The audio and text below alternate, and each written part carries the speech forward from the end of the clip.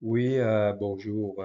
Aujourd'hui, je reviens encore pour partager avec des amis, surtout des chercheurs du Québec. Et des fois, c'est pour les autres aussi, pour ceux qui s'intéressent. Et que, aujourd'hui, j'aimerais partager un peu mes recherches et mes études au niveau d'interconnexion, surtout. Les études d'interconnexion des réseaux entre les pays. Euh, Avec ce projet en question, je me base sur plusieurs études qui ont été faites dans le monde. Exemple, au niveau de l'Union européenne pour les interconnexions entre les pays de l'Union européenne et également pour le Canada avec les États-Unis et entre les provinces canadiennes. Surtout, ce sont des exemples que je prends à partir des interconnexions de l'Hydro-Québec au niveau de haute tension en courant continu et également pour les pays européens. euh, on appelle de l'Europe pour savoir sa capacité technique, économique et géopolitique. Euh, le sujet en question, j'aimerais approfondir un peu au niveau des interconnexions de pays de l'Asie du Sud-Est. C'est une des études que je fais et depuis 2003-2004 en regardant et en étudiant surtout le développement des 10 pays de l'Asie du Sud-Est, également interconnectés avec le réseau de l'Australie, surtout au niveau de développement de l'énergie verte, on appelle l'énergie renouvelable, qui comprend hydroélectricité, les éoliennes, les solaires et les autres sources qui sont renouvelables. Ok. Pour aujourd'hui, c'est le sujet qui touche, on appelle Asian Energy et Digital Corridor euh, à partir de la Chine, le Laos, la Thaïlande, la Malaisie et le Singapour. Pourquoi ces études-là? Parce qu'auparavant, il y en a déjà des études qui ont été faites par, on appelle de APG, Asian Power Grid, pour partager l'énergie entre les pays, surtout les énergies vertes, et pour réduire aussi au niveau des énergies de fossiles. Ok, voilà, c'est ça, c'est aujourd'hui, c'est le sujet en question, c'est que je regarde des alternatives pour partager l'énergie on peut dire que du corridor terrestre à partir de la Chine, passe par le Laos, la Thaïlande, la Malaisie et le Singapour. En, en faisant le projet en question, ce sont des projets des interconnexions qui ont de longueur assez importante. On part de 2000 à 2500 km et pour transiter aux alentours de 2500 à 6000 mégawatts à partir du Laos jusqu'à le Singapour. C'est une possibilité. Okay? Avant tout, on appelle le projet en question, c'est un projet qui compose par 5 pays avec un seul corridor, mais c'est le projet en question, c'est un projet toujours comme un projet de grande envergure, c'est un projet de 50 ans, c'est un exemple de 2 fois de 25 ans au niveau de renouvellement, au niveau de renouvellement des équipements et également renouvellement des achats de l'énergie pour les 5 pays en question. Euh, En passant, j'aimerais me présenter. Mon nom est Mathieu Bronviancam Et je travaille depuis presque 40 ans en énergie et surtout au niveau de stratégie, également avec le temps, mélanger l'énergie et l'économie. Mais souvent, c'est par le résumé que j'aimerais vous présenter. C'est le résumé en question, c'est quoi? C'est que c'est de faire un projet qui compose l'énergie, ok, l'énergie plus data center avec intelligence artificielle, plus les data de transmission des données à travers de la Chine jusqu'à Singapour et aller à travers le monde. C'est au niveau terrestre. Ça veut dire que vraiment, c'est des données avec des flux très importants au niveau des terrestres. J'en profite, c'est que la raison, c'est pour que les 5 pays ensemble sont gagnants-gagnants au niveau économique, technique, au niveau transfert de technologie en question. Je commence par un exemple, on va commencer par avoir une vision, de regarder comment je peux additionner les possibilités et partager les richesses entre les 5 pays. C'est en commençant par bâtir un réseau de transport en courant continu, on appelle haute tension en courant continu, pour transiter et pour échanger également entre l'énergie entre les 5 pays en courant continu avec une capacité importante qui fournit, qui est capable de fournir actuellement au niveau technique, ok, économique et géopolitique. Et pourquoi les 5 pays sont importants dans l'équipe pour le Seine Corridor, c'est des côtés de partage au niveau de l'énergie verte que dans l'avenir que tout le monde a besoin et pour réduire au niveau des fossiles qui vient d'un exemple de centrales thermiques avec charbon, centrales thermiques avec des lunes, centrales thermiques viennent de même c'est avec le gaz naturel liquéfié qu'on appelle. Toutes ces affaires-là, c'est sûr qu'avec le temps, et on sait qu'il va y avoir une réduction importante dans le monde parce que quand même, c'est pas illimité quand on parle des énergies fossiles. Donc, fait que c'est une des possibilités qu'on utilise énergie verte, qui est hydroélectricité, les solaires, le vent, etc., qui fait partie de ça. Fait qu'il y en a 5 pays, comme vous voyez. Ça veut dire que la Chine, le Laos, la Thaïlande, la Malaisie et le Singapour. Pourquoi?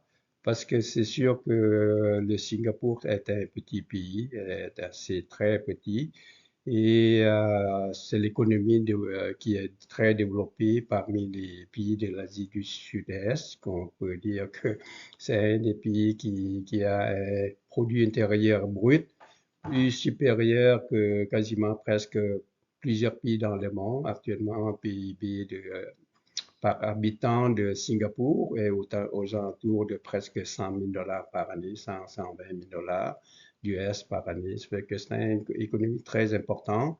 Mais le point des avantages de ce pays en question, c'est qu'il manque de l'énergie verte pour développer. Donc, ça fait que dans ma stratégie, c'est de partager que les 5 pays qui sont gagnants-gagnants. Et ça, c'est un résumé. À chaque fois, je fais un résumé au niveau d'image. C'est pour quelqu'un qui veut comprendre, ça veut dire qu'il peut aller voir les avantages et les inconvénients de chaque pays. OK? Ça, au niveau des, toujours images. Après ça, textuellement, c'est sûr que ça prend quand même beaucoup de développement qui est méthodique là au niveau technique, économique et regarder géopolitique. Le chemin terrestre est beaucoup plus favorable que le chemin, un exemple, le transport en courant continu via les câbles sous-marins de grande distance. Dans le projet en question, je fais la comparaison de plusieurs pays qui utilisent les techniques en question. Donc, le projet que je fais, ce que j'utilise parce que c'est le besoin de Singapour actuellement et qui a besoin énormément de l'énergie pour développer leur pays parce qu'il n'a pas d'hydroélectricité et le pays est petit, il peut pas avoir beaucoup de terrain pour les solaires et il peut pas avoir aussi des énergies au niveau de éoliennes. Fait que ça, c'est un petit pays. En faisant ça, je fais dans deux langues que vous pouvez aller peut-être extraire et lire. C'est les avantages et les inconvénients de chaque pays. C'est qui gagne. Ça veut dire que quand on fait un projet de telle envergure, dans ma philosophie, c'est de partager pour que le Laos, la Chine, la Thaïlande, la Malaisie et le Singapour sont toutes gagnants. Fait que quand ils sont gagnants, même le projet est en vigueur et c'est une chose que chaque pays peut en profiter. C'est toujours dans ma philosophie au niveau développement pour qu'il n'ait pas de gagnants et de perdants. C'est pour ça. Et vous allez voir plusieurs scénarios que je fais et les retombées économiques, quand on parle de ça, on parle toujours des retombées économiques avec énergie verte. Quand je fais quelque chose au niveau d'énergie et économie, euh, je- souvent c'est dans les études que je fais, je prends plusieurs études, c'est au niveau de projets de long terme. Ok, c'est pas de court terme quand on parle d'énergie, c'est toujours à long terme, 25 ans minimum. Deux fois, c'est 50 ans et trois fois 75 et quatre fois 100 ans et plus. Ok. Et le projet en question, c'est projeté pour 50 ans minimum. Et dans ça, c'est que selon les calculs technico-économiques, sont très rentables. Ok. Avec le taux de rendement est assez important, aux alentours de 14% au niveau de IRR. Au niveau de paiement de retour, c'est aux alentours de 14-15 ans. Et une fois c'est fait, après ça, le projet accumule des bénéfices importants pour chaque pays qui ont participé dans le projet en question. Le projet, initialement, c'est sûr que ça coûte 40 milliards, à peu près 45 milliards, mais avec le temps, le projet peut créer des richesses durant 50 ans, dépendant des alternatives, des richesses durant investir 40-45 milliards et pendant 50 ans, le projet peut accumuler des richesses aux alentours de presque 500 milliards de dollars qui vont être répartis selon le pourcentage de chaque pays, qui ont des distances différentes pour la ligne de transmission, pour un exemple, pour la ligne de data des données. Les data des données en question, quand on fait ça, on fait pour arrêter, pour aider au niveau de transmission qui coûte beaucoup plus cher, qui est beaucoup des inconvénients, et surtout au niveau de satellitaire, tout ça, via la Terre, on peut dire que c'est très rapide et on peut dire qu'on peut ajouter comme illimité un peu, c'est juste créer des corridors qui ont des réserves déjà, des infrastructures. Il s'agit d'ajouter les fibres optiques en question avec le temps et remplacer les fibres optiques qui sont désuètes ou obsolètes avec le temps, qui manquent d'efficacité. Ça, c'est le corridor. C'est toujours gagnant-gagnant pour les cinq pays. Et on peut faire ça pour les autres pays, en Afrique ou autres. C'est vraiment, c'est un des bons projets que je pense qu'avec les études technico-économiques, je pense que c'est gagnant pour les 5 pays qui ont participé, euh, dépendant des pourcentages. Et on parle de ça, on parle de 50 ans, 75 ans et 100 ans, parce que les infrastructures qui ont été déjà construites, ils vont être là quasiment pour toujours. Ok, c'est un corridor de à peu près la ligne de transmission de haute tension pour transiter à peu près 6000 mégawatts. Ça prend une tension de plus ou moins 800 kilovolts. Ça veut dire que bipôle, pour quelqu'un qui apprend, qui sont des ingénieurs en électrotechnique spécialisés en haute tension et interconnectés.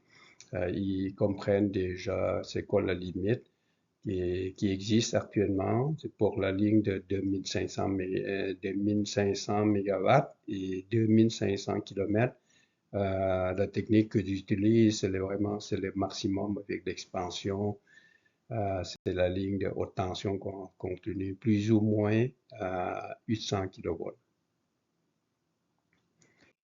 Et vous allez voir toutes les études, j'ai fait beaucoup des alternatives, ok, des alternatives au niveau de comparaison. Pourquoi on fait la comparaison? Parce que c'est sûr que le Singapour, c'est un pays qui a besoin beaucoup d'énergie dans les cinquantaines prochaines années. Dans le pays qui est capable de fournir, c'est bien du Laos, de la Thaïlande, la Malaisie, y compris la Chine. C'est pour le Singapour. Et le Singapour a des moyens importants pour acheter l'énergie en question, qu'on appelle l'énergie verte, et également en ayant énergie verte, le Singapour peut créer des valeurs ajoutées de toute façon importante parce que c'est un pays très développé. Qu'est-ce que ça veut dire, valeur ajoutée importante? C'est un exemple, il prend 2500 mégawatts et qui vient des 3-4 pays à les CESE. Il peut payer avec des prix premium qui peuvent monter jusqu'à 200 dollars par mégawatt hour, excusez, ouais, par mégawatt hour. Tandis que le prix normal de l'énergie qu'on vend à partir de Laos ou de la Thaïlande ou de Malaisie, c'est à peu près 60 dollars par mégawatt. Tandis que pour le data center au niveau de quantum, tout ça, on parle de plusieurs centaines de dollars par mégawatt. Fait que ils sont prêts d'acheter. OK, ils sont prêts d'acheter l'énergie verte qui vient de partout. Mais avec ça, je fais la recherche et avec le temps, on sait que actuellement, le Singapour et l'Australie est en train de regarder, de faire des études d'interconnecter à partir de l'Australie, à partir de Darwin, un cap sous-marin avec une distance de presque 4000 km, 4500 km. Il faut passer par l'Indonésie, sous la mer et aller vers le Singapour. Ok. Et le projet en question, c'est juste pour transiter aux alentours de 1500 mégawatts provenant des énergies vertes avec le solaire, ok, qui a pas beaucoup d'énergie et c'était vraiment un défi important au niveau de technique et économique parce que c'est très cher et au niveau géopolitique, il n'est pas quelque chose qui est simple, ok, certes, surtout au niveau de sécurité. Euh, Au niveau des sécurités pour les cas en question qui est sur la mer. Mais en faisant les études comme comparaison de l'énergie provenant du Laos jusqu'à Singapour, qui est à peu près 2500 mégawatts pour le départ, et 2500 km de distance. Et comparé avec 1500 mégawatts de l'Australie à Singapour et 4500 km avec les câbles sous-marins et vous pouvez voir vraiment c'est quoi les avantages et les inconvénients. J'ai déjà bien expliqué ici et au niveau de retombées économiques et également au niveau des retours importants sur l'investissement. C'est toujours comme ça que les financiers qui regardent le projet. Donc, c'est sur une période de 50 ans pour le projet en question. Mais en regardant ça, on sait bien que le chemin qui part du Laos, de la Chine, surtout du Laos, vers Singapour, si vous regardez le tableau en question, c'est des études estimatives, des études, des estimations vraiment plus ou moins, hein, c'est vraiment plus ou moins 20 à 30%, ok, c'est au niveau d'erreur, plus ou moins 20-30%, ça peut être plus, ça peut être moins de 20-30%, c'est avec des benchmarks de plusieurs études que je ramasse pour voir et appliquer sur les études que j'ai faites, des benchmarks, bien des centaines d'études qui ont été faites déjà à travers le monde au niveau de HVDC et également HVAC, haute tension en courant alternatif. Et on n'a pas de choix. Le choix, c'est vraiment c'est la technologie actuellement qui est avec de longues distances. C'est haute tension en courant continu qui est favorable au niveau terrestre, okay? Même à l'Hydro-Québec, un peu partout dans le monde. Dès qu'il dépasse qu'on appelle la limite de distance et la limite de puissance, c'est mieux d'aller en haute tension au courant continu, qui est le cas que j'ai fait pour les études en question. Comparer les deux, ok, l'Australie et et Laos vers le Singapour et l'Australie vers Singapour, vous voyez bien le coût qui sont là. C'est le coût technico-économique, comme je répète toujours. Les études en question doivent approfondir euh, de façon importante. Okay? De façon importante, qu'est-ce que ça veut dire? Que il faut encore dépenser d'argent pour engager les experts et approfondir les études dans plusieurs domaines, environnement, impact environnemental, technique, au niveau économique et au niveau géopolitique. Est-ce que tout le monde est d'accord dans le cas de 5 pays? Et selon moi, c'est un cas important que c'est possible. Parce que si tout le monde est d'accord, c'est possible parce que la raison, c'est la richesse, la création de richesse pour Saint-Pays. Pourquoi? Parce que en faisant ça, c'est une stratégie, un exemple. Il y a 3 revenus importants pour le Laos jusqu'à le Singapour, la Chine jusqu'à Singapour.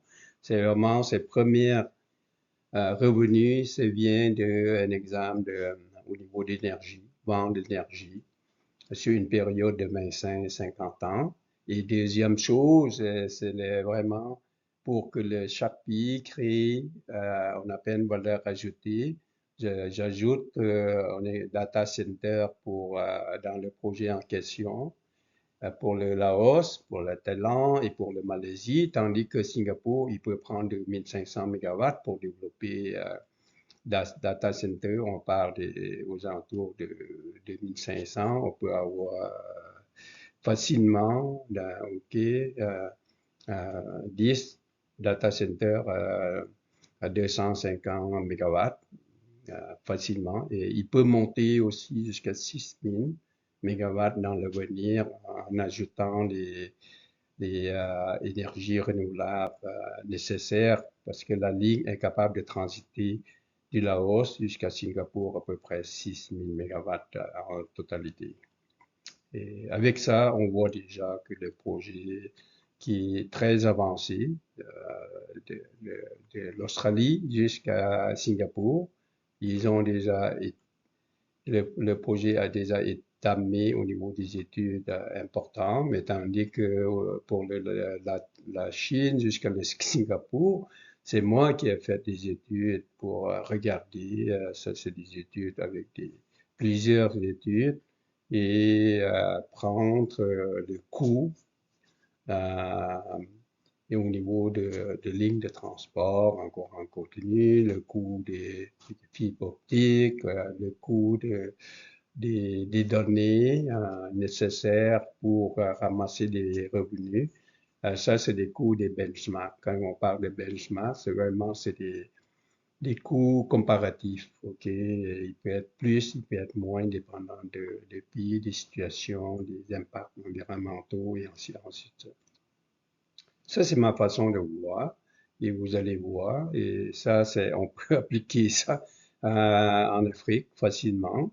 Ok, c'est un exemple en Afrique pour les pays des amis africains. Peut-être il y en a un pays qui a plus d'énergie, comme plusieurs pays africains. Il y a énormément de hydroélectricité, comme le Congo, et plusieurs pays qui peuvent partager l'énergie en question et créer des valeurs ajoutées pour les autres pays. Surtout quand on parle des valeurs ajoutées, on parle des industries avancées au niveau de cloud, au niveau de data center, etc., etc. Et aujourd'hui, on sait que au niveau de quantum, calcul de quantum est tellement cher euh, pour, euh, pour un mégawatt heure, le calcul de quantum peut faire plusieurs milliers de dollars. Ça, c'est important parce que c'est l'énergie est très importante dans l'avenir avec tout le reste. Et l'avenir, on sort pas de l'intelligence artificielle.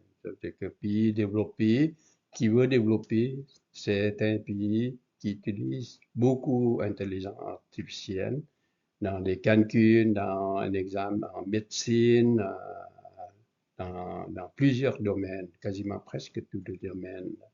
Et c'est pour ça, c'est l'avenir du monde, selon moi. Et c'est les opinions des autres aussi qui sont, qui sont vraiment des gens qui vont voir l'avenir de façon avancée.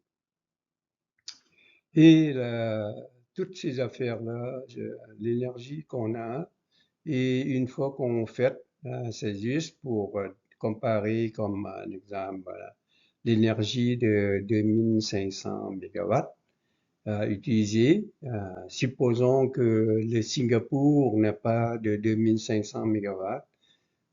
Ils sont obligés, le Singapour est obligé d'utiliser les énergies fossiles. L'énergie fossile, ça vient de, actuellement, le Singapour utilise pour produire l'électricité, ça vient de gaz naturel liquéfié.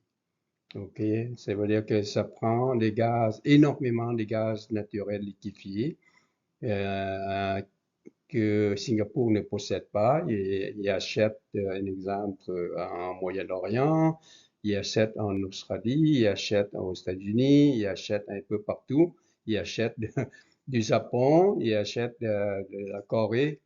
Fait que, en comparant les deux sur 50 ans, juste pour l'énergie, sans calculer les valeurs ajoutées, fait que vient de la hausse, vraiment, le Singapour gagne beaucoup parce que l'énergie est moins chère que les énergies fossiles, comme un exemple gaz naturel, liquéfié. Il faut transporter, il faut conserver. Après ça, il faut produire l'électricité via des centrales thermiques, etc., etc. Toutes ces études-là, je regarde et c'est sûr qu'il faut faire des tours, un exemple, ok, des tours dans le sens que regarder c'est quoi la ligne de transmission qui est capable de faire avec plus ou moins 800 kV. OK, aux tensions courant continu, en anglais qu'on appelle high voltage direct current, plus ou moins 100 kV, c'est bipôle, mais on sait déjà la limite. Toutes ces affaires-là, c'est une chose que je peux même calculer manuellement euh, pour savoir si la limite est combien actuellement. Les pertes sont combien sur une période d'un an. Comparé avec la ligne en courant alternatif qui est limite actuellement, qui existe dans le monde. Actuellement, c'est comme aux États-Unis, ils utilisent 765 kV en courant alternatif. Le Canada, c'est le plus long ligne, c'est au Québec, c'est 735 kV euh, courant alternatif, mais il a une limite. Okay. La limite, c'est qu'il ne peut pas transiter plus que la ligne en courant continu bipôle. Et en plus, la ligne en courant alternatif, ça prend d'espace, ça prend la largeur importante au niveau de corridors, de lignes de transport. Donc, ça, c'est vraiment c'est des techniques déjà prouvées que, que j'utilise aux tensions courant continu, HVDC, High Voltage Direct Current.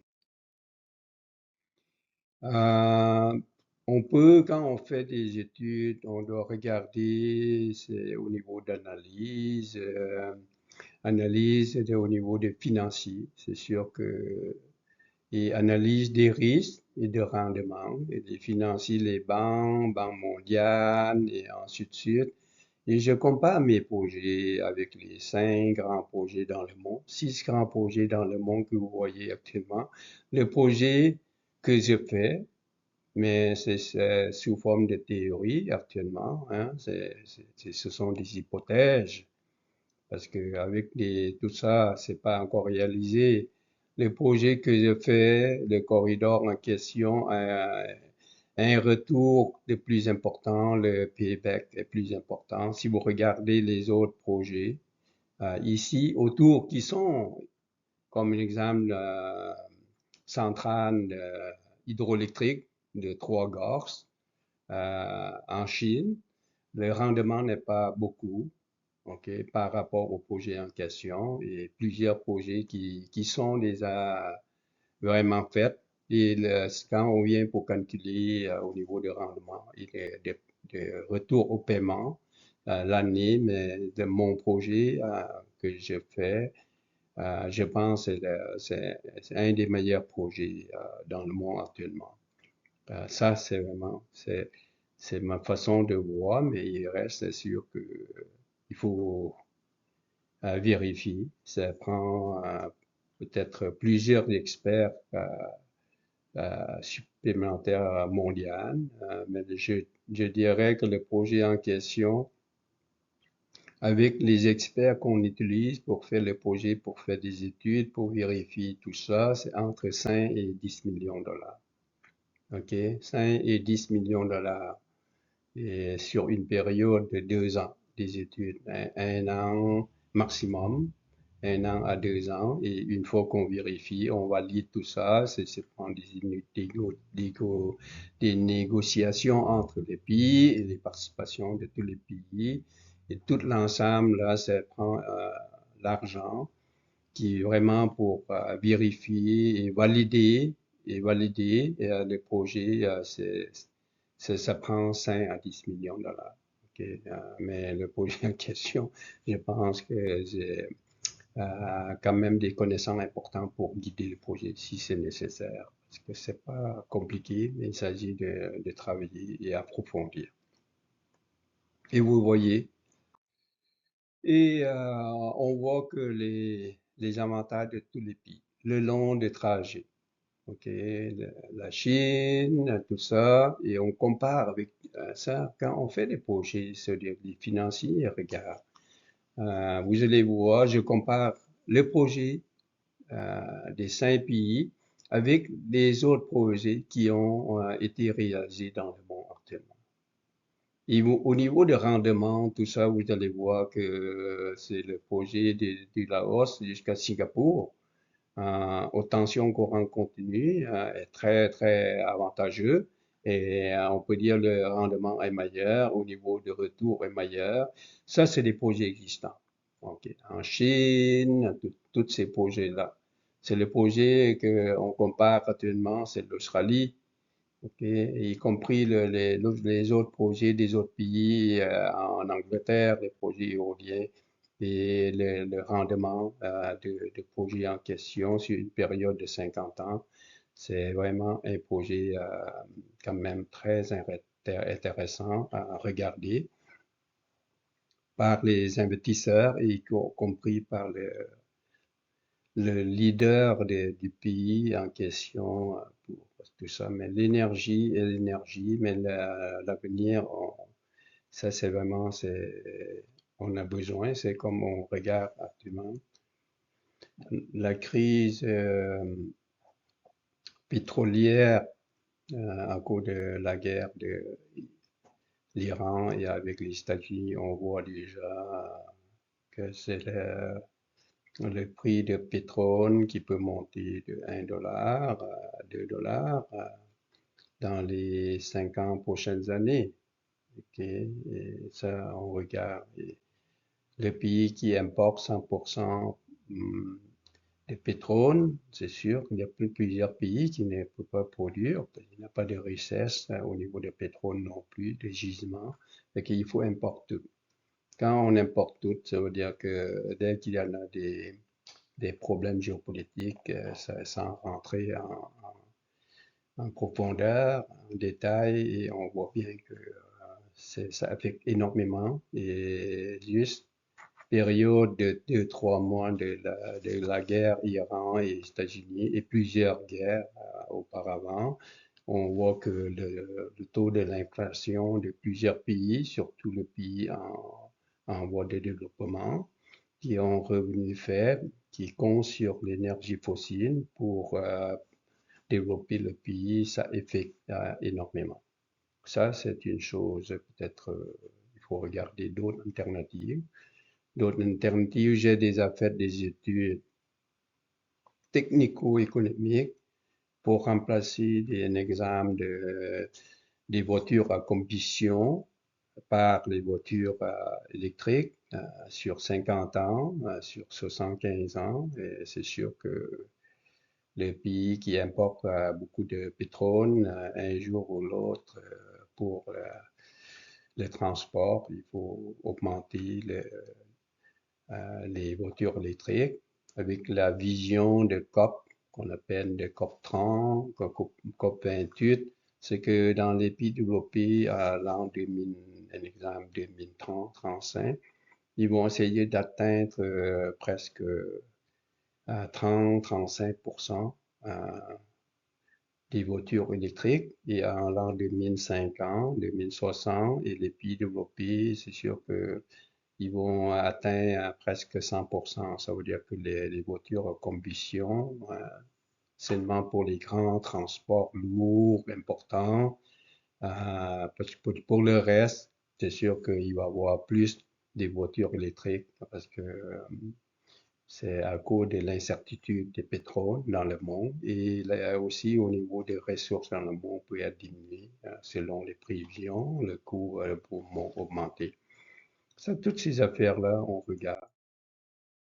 Et au niveau des tombées économiques, avec les études que j'ai faites, vous allez voir que chaque pays gagne, ok, avec l'investissement de Total, de 5 pays que je regarde au niveau de lignes transmission, au niveau des postes convertisseurs à UEDC et au niveau de télécommunications, au niveau de data center distribués tout le long des 5 pays.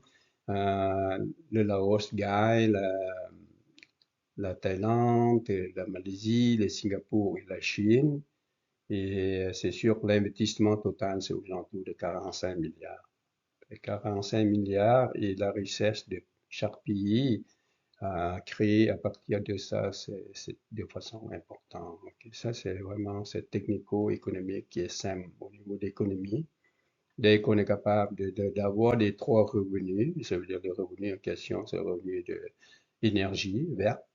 Et deuxième revenu, c'est data center, qui est de vraiment valeur ajoutée importante, avec le temps de calcul de 300, 250 à 300 dollars par mégawatt-heure quand on achète 60 dollars euh, par mégawatt-heure et on produit 300 à 250, 350 dollars par mégawatt-heure avec data center. C'est sûr que le retour sur l'investissement est très, très rapidement et dans l'avenir, on n'a pas le choix parce que avec l'intelligence artificielle, ça demande énormément d'énergie. Même aujourd'hui, il y a des rendus dans le monde. C'est grosso modo déjà presque 3, 4, 5% d'énergie utilisée dans le monde qui sert pour data center parce que on voit bien que c'est la technologie qui avance. Mais ça n'arrête pas, ça c'est sûr, c'est certain que un pays qui arrête d'utiliser l'intelligence artificielle, c'est un pays qui progresse pas. Ça, c'est une opinion des experts. OK, c'est juste pour le Laos, avec le projet et, et sans projet et avec le projet. OK. Accumulation sexe sur 50 ans, sans projet avec taux de croissance normal, OK, avec le PIB, produit intérieur brut, de 2025, un exemple, 18 milliards. OK, dans l'avenir, on peut atteindre quand même pas beaucoup, 50 ans plus tard, avec taux de croissance 4%. Supposons taux de croissance 4%. Mais en accumulant tout ça sur 60 ans par année, c'est juste pour ajouter les PIB. On peut, sur 50 ans plus tard, c'est à peu près 1250 milliards. C'est 1250 billions, OK, sur 50 ans. On ajoute année par année. OK. Mais avec le projet, ça veut dire avec le projet en question, euh, sur 50 ans, plus le taux de croissance normal de 4%, on va avoir la totalité accumulée, hein, c'est accumulé, c'est 4800 milliards. OK, c'est sur 50 ans. Et seulement en l'an 2075, parce que c'est 50 ans, on va avoir 450 milliards de PIB du Laos. Mais ça, c'est vraiment en fonction du projet en question, parce que le projet, c'est un projet énergie renouvelable. Il perd pas, souvent il gagne tout le temps. C'est un projet de data center, il perd pas, il gagne tout le temps. Et également au niveau de transmission, on sait bien, transmission, c'est via terrestre, via la Terre et via satellitaire. C'est sûr que la Terre est beaucoup rapide avec le temps, parce que c'est illimité au niveau des corridors de tout ça. Et c'est ça la richesse euh, avec le projet. Ça, c'est vraiment des calculs simples économiques, toutes ces affaires. Et le projet en question, on voit la structure des ingénieurs. Quand les ingénieurs vont apprendre ça, ils vont comprendre. Ça veut dire que pourquoi? C'est ça, c'est des liens de communication. C'est trois liens de communication. Ça veut dire première, c'est l'énergie. Deuxième, c'est on utilise les transmissions des datas via la terre, ok, avec les fibres optiques, le long de la ligne de transmission qui est déjà disponible. Il n'y a pas beaucoup d'impacts environnementaux et ils vont ensemble. Et avec toutes ces affaires-là, le lien terrestre de télécommunication qui devient redondant, ça veut dire que remplacer le lien satellitaire qui est à travers le monde, donc c'est beaucoup plus cher, ok, au niveau des téléphones, au niveau un exemple de toutes les données à travers le monde, au niveau de plusieurs télécommunications à travers le monde, entre les pays. Et la Terre assure qu'on appelle N-1, N-2, ça veut dire que contingent N-1, N-2, vraiment de transmission. Ça veut dire N-2, ça veut dire que si un qui tombe, Mais pour la Terre, je peux monter à N-3 parce que le satellite 1 plus 3 ici, 3 liens sur Terre, fait que sur Terre, ça répare. Pour réparer est très simple et plus rapide. Et le satellite, avec le temps, c'est sûr que le satellite ne dure pas infini. La durée de vie d'un satellite de télécommunication, peu importe, c'est 15 ans. Hein, c'est pas, bon, là-bas, il va pas rester tout le temps. Ça fait que 15 à 20 ans maximum. Fait que après ça, qu'est-ce qu'il va faire? Il va retourner sur Terre, il va perdre sa gravité, il va tourner ou il s'en va longtemps. Et après ça, un jour ou l'autre, il va tomber. Il va tomber dans l'océan et autres. Ça, c'est comprendre. Il faut remplacer et toutes ces affaires. Mais tandis que sur Terre, ok, qui raccourcit et on n'a qu'à remplacer les fibres optiques qui ont moins d'efficacité. Ça, c'est la façon de voir comment on développe le projet. Et le lien quand on parle de ça, on parle toujours électrique, énergie, solaire, tout ça, centrale, hydroélectrique, qui n'est pas seulement pour la hausse, là, c'est la Thaïlande, la Malaisie. Il peut combiner toutes ces affaires-là et vendre l'énergie plus chère à Singapour. Ok. Ça, c'est vraiment c'est avantageux pour tout le monde.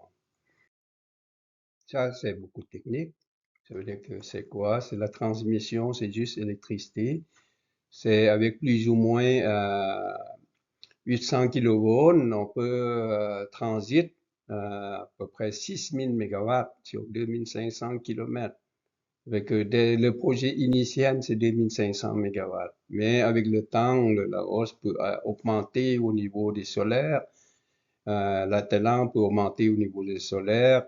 La Malaisie peut augmenter solaire. Toutes ces affaires-là, les liens terrestres, ça fait qu'on peut augmenter de 2500 jusqu'à la capacité maximale sur bipôle, 3000, ça fait 6000 mégawatts pour 2500 kilomètres. C'est facilement, et le revenu que j'ai calculé tantôt, j'ai même pas calculé 6000 mégawatts. Je parle seulement de 2500 mégawatts du Laos, plus la Thaïlande, plus la Malaisie, aller au Singapour.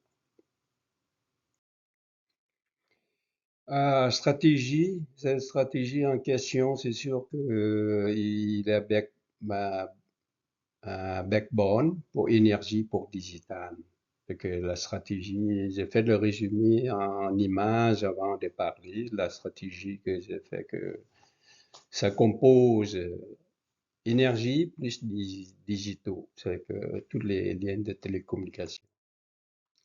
Et au niveau de AI, et énergie sécurité. Ça veut dire que, vous savez, global contexte, ça veut dire au niveau AI, intelligence artificielle, la demande va augmenter de façon importante. Là, quand la demande augmentant, c'est de l'énergie et aussi sécurité énergie surtout de la hausse, de la Thaïlande, Malaisie, Singapour, qui a besoin énormément d'énergie. Ça fait qu'avec le lien en question, qu'on garantit au niveau de sécurité et également au niveau de transmission de ces affaires-là.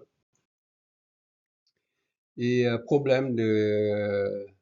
c'est sûr que quand on parle de ça, on parle aussi de l'énergie qu'on fournit. Supposons que le Singapour n'a pas l'énergie mentionnée de 1500 à 6000 mégawatts dans l'avenir. C'est sûr que Singapour, actuellement, le développement de leur pays n'a pas d'autres sources. Il y a moins de sources. La source en question, c'est hydroélectricité. Il y en a pas, c'est un petit pays. Il y en a solaire très très peu parce que c'est un petit pays, pas de superficie. Il doit importer l'énergie de l'Indonésie. Euh, mais avec l'Australie, selon moi, c'est un peu difficile parce que c'est très loin. Ça, c'est vraiment au niveau fragmentation pour le développement. Quand on parle de ça, on parle des problèmes de certains pays qui a besoin énormément au niveau de l'énergie verte. Mais on peut importer l'énergie fossile, mais sauf que dans l'avenir, il va y avoir une interdiction au niveau de CO2. C'est vraiment au niveau de CO2, au niveau de carbone, toutes ces affaires-là. Dans ma solution, oui, je dirais, c'est une solution que je regarde, des solutions que les autres utilisent dans le monde actuellement, ça veut dire utiliser HVDC plus énergie renouvelable, mais j'ajoute les fibres optiques et intelligence artificielle. C'est les deux points que j'ajoute dans mon projet que je pense, dans ma vision que j'ai fait des études. Ça, c'est existant. HVDC, énergie renouvelable, il fait ça à travers le monde. OK? Moi, j'ajoute ça, fibre optique et artificiaux intelligents au niveau de transmission des données via fibre optique. C'est ça. Initialement, c'est le corridor euh, China, la Chine, Laos, la Thaïlande, Malaisie, Singapour. Initialement, c'est 2500. Avec 2500, vous voyez bien que les retombées est très important. Si on augmente l'énergie du Laos, la Thaïlande et la Malaisie pour fournir à Singapour dans l'avenir, les richesses vont multiplier, c'est pas par deux, mais c'est par plusieurs sur, sur, sur le long terme. Ok, c'est des facteurs de multiplication importants parce que c'est des valeurs ajoutées. Énergie mix actuellement dans le projet, ça veut dire solaire plus hydro plus batterie, énergie storage system. C'est une technique très rentable comparée avec l'énergie fossile. Okay? C'est l'énergie combinée, mixte, en question, coûte beaucoup moins cher que l'énergie fossile dans l'avenir avec le taux d'indexation, les conflits, etc., etc. Il y a trois couches. Ça veut dire que le couche supplémentaire, c'est au niveau des fibres optiques, ok, le data center. Ça, on parle de couches digitaux. Ok, c'est les deux couches en question qui fait beaucoup d'argent pour le projet et pour la rentabilité du projet. Et technique qui est très avantage actuellement, c'est au niveau de réseau stable avec haute tension courant continu. Comparé avec haute tension courant alternatif est moins stable. Donc avec ça, être plus stable et la distribution d'énergie est contrôlable. Okay? C'est vraiment contrôler la direction. Ça vraiment, on peut échanger dans les deux sens. Okay. CAPEC, quand on parle de projet, les gens, c'est sûr, le modèle qu'on utilise, c'est combien ça coûte le projet. Le projet en question, dans tous les ramassages, les combinaisons de tous les investissements, c'est aux alentours de 48 euh, milliards de dollars, ok, pour les 5 pays. 48 milliards d'investissements pour créer des réseaux avec trois sources de revenus. Et quand on parle de ça, les financiers demandent, après les études, c'est quoi le retour sur les investissements? Ça, c'est vraiment 9 à 11%. C'est déjà quand même le rendement très important avec on appelle ça, il y a beaucoup des études que je fais des scénarios qui est le pire scénario. Ok, supposons il n'y a pas assez d'eau, un exemple, toutes ces affaires-là, la sécheresse, il y a moins d'eau pour l'hydroélectricité, c'est un exemple moins 30%, moins 20%. Je prends celui qui est le pire scénario, ok, toutes ces affaires-là. Et avec ça, j'ai quand même un rendement de 9 à 11%. C'est quand même très, très bon au niveau de financement pour le projet à long terme. Et avec le projet en question, vous voyez bien, c'est pas seulement partout, mais seulement au niveau d'économie. On part de 80 à 100 milliards de dollars avec l'électricité et avec des gaz. Un exemple, dans le cas de Singapour qui utilise ça.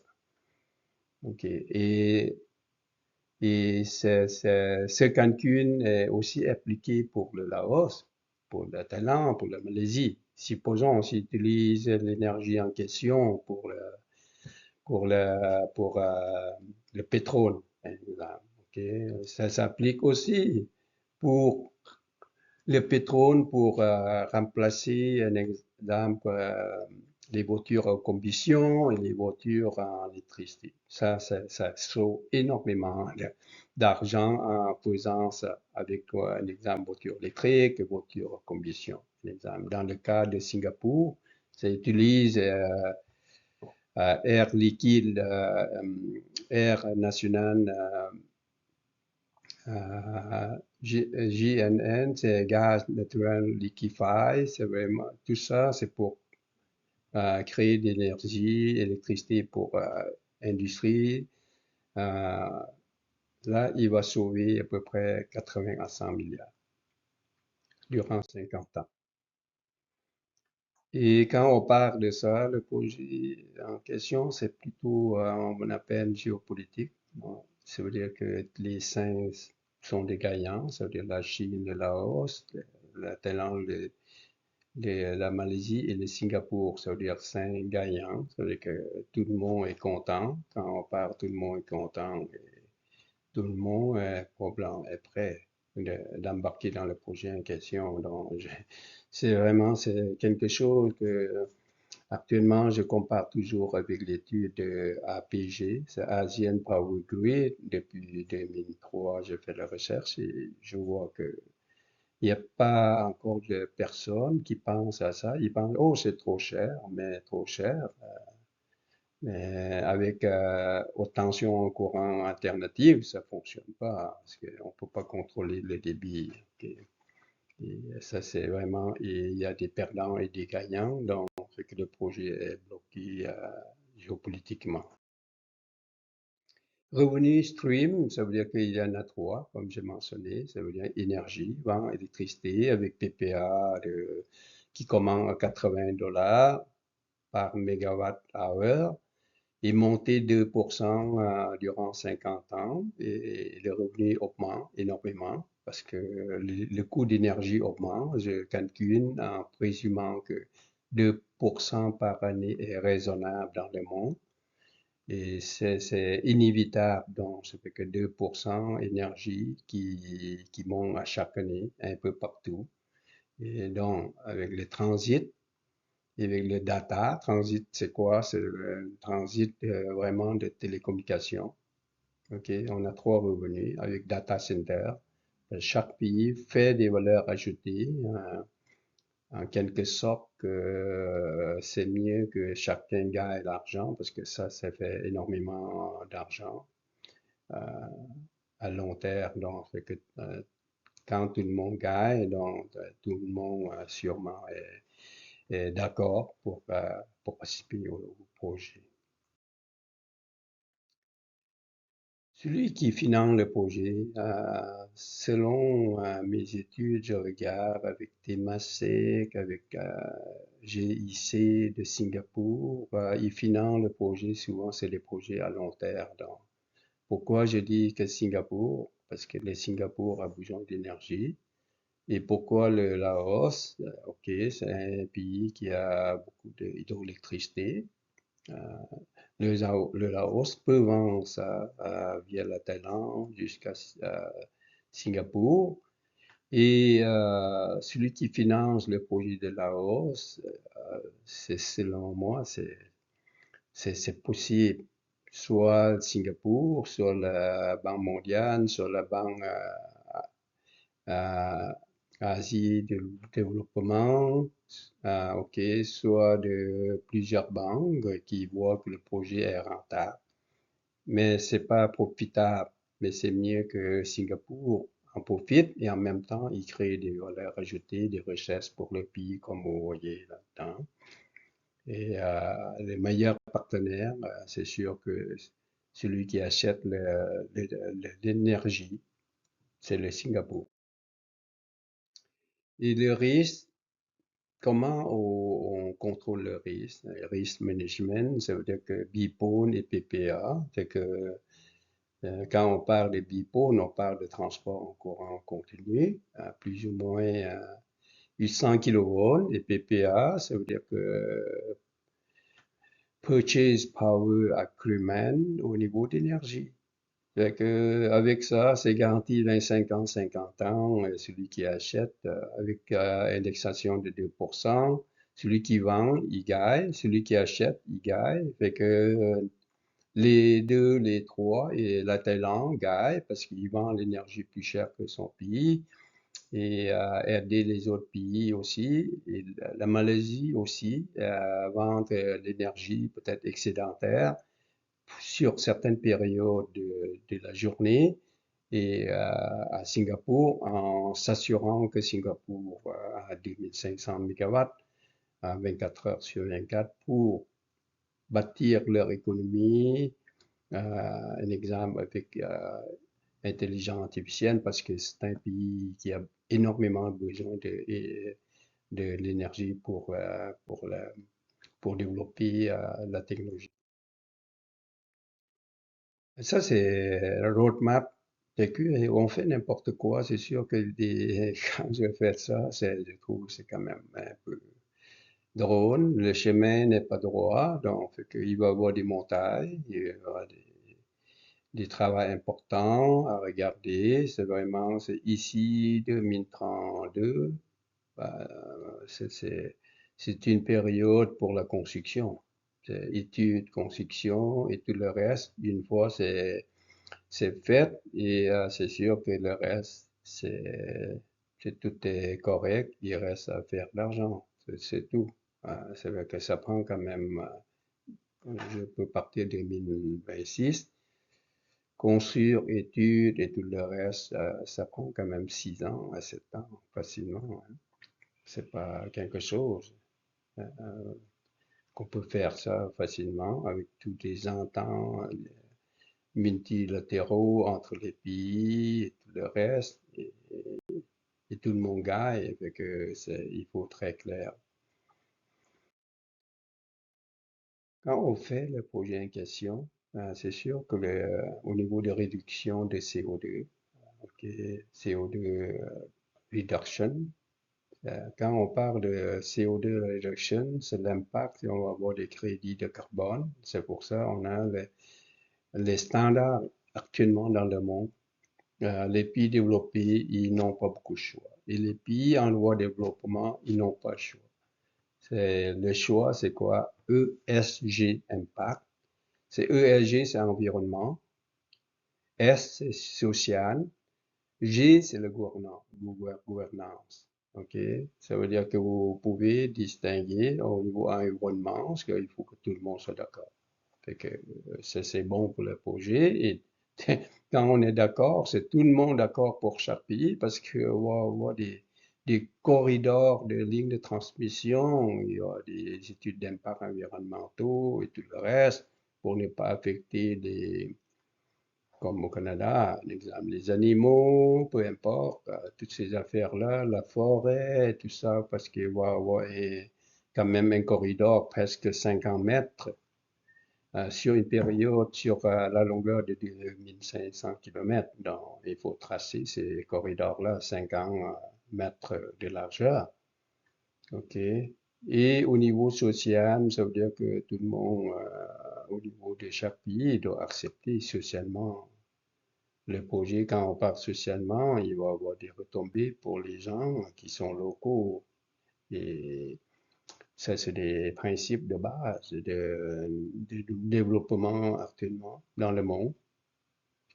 Et la gouvernance, c'est sûr que pour que le projet a un succès On sait bien que la gouvernance, on parle de quoi? C'est le projet doit être plus clair et plus transparent possible. Et là-dedans, quand on parle transparent, on parle de corruption, et pas de toutes ces affaires-là, règles de droit, règles de loi, et toutes ces affaires-là doivent être claires, ok, avec sans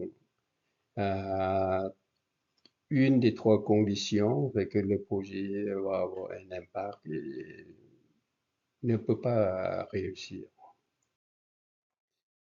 Et au niveau énergie, c'est souveraineté, ça veut dire que stratégie est bon. Est bon, ça veut dire quoi? Ça veut dire qu'on partage. On partage dans les 5 pays. Ça veut dire qu'on partage des valeurs.